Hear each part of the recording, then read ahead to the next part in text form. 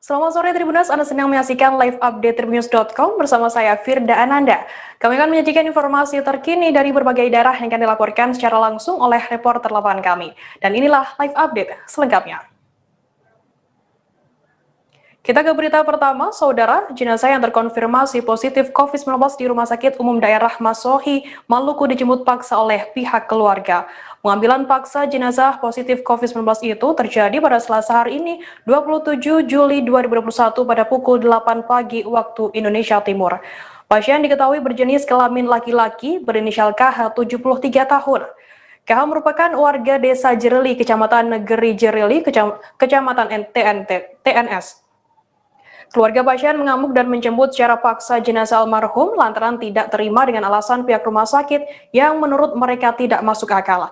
Alasannya pasien tersebut sebelumnya sudah dirawat di puskesmas tempat, namun dinyatakan tidak reaktif COVID-19 oleh petugas puskesmas sendiri.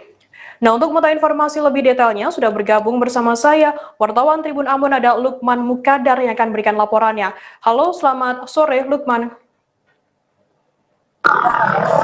Selamat sore, Firda. Lukman, bisa dijelaskan seperti apa kejadian pengambilan jenazah pada pagi hari tadi?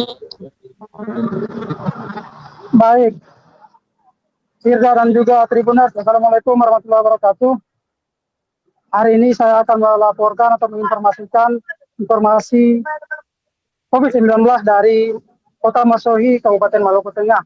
Seperti diketahui, insiden pagi tadi di mana di Rumah Sakit Umum Daerah Masohi terjadi rebutan ataupun jemput paksa oleh keluarga jenazah terkonfirmasi COVID-19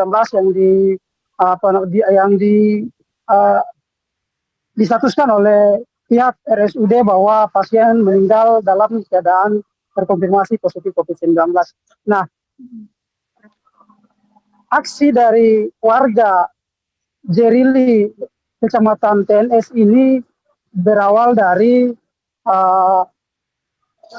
ketidakpuasan mereka terhadap hasil tes TCM yang dikeluarkan oleh pihak rumah sakit. Menurut mereka itu tidak masuk akal lantaran sebelumnya dirawat di puskesmas setempat, namun dari petugas puskesmas memberikan hasil tes antigen bahwa pasien ataupun jenazah tersebut sebelumnya itu tidak reaktif atau tidak reaktif positif COVID-19, sehingga dia berlainan dengan hasil dari rumah sakit. Kemudian pihak rumah sakit mengkonfirmasi bahwa pasien terkonfirmasi positif dengan hasil TCM yang keluar pada tanggal 25 Juli kemarin pada pukul 14.30, kurang lebih begitu.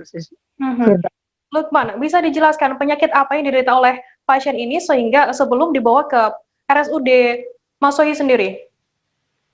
Ya, dari hasil rujukan oleh pihak puskesmas itu, pasien tersebut mengidap sesak napas, kemudian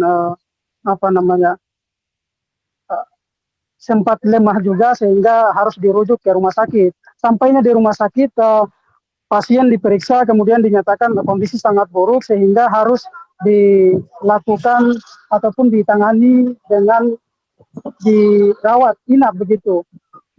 Sebelum dirawat inap, pasien terlebih dulu dilakukan tes antigen kembali oleh pihak rumah sakit, dan katanya hasil tes antigen itu reaktif COVID-19 sehingga dilanjutkan TCM begitu, karena pasien sudah dilihat sudah cukup parah sehingga dilakukan tes TCM. Dan dari hasil itu dinyatakan bahwa pasien positif COVID-19. Beberapa jam kemudian pasien menghembuskan napas terakhir di ruang tulip RSUD Masohi. Kemudian sempat adu pendapat antara pihak keluarga dengan tim gugus tugas bersama dengan pihak RSUD.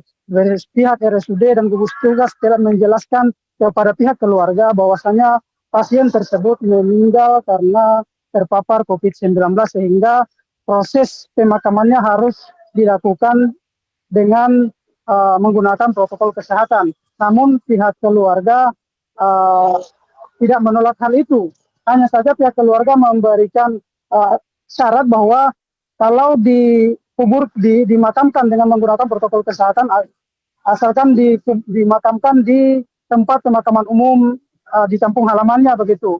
Namun hal itu tidak bisa gas dengan alasan sudah ada lokasi yang disiapkan untuk tim khusus COVID-19 bagi pasien terkonfirmasi begitu, Firda. Lantas apa tanggapan dari pihak rumah sakit sendiri terkait aksi protes penjemputan paksa jenazah KH ini?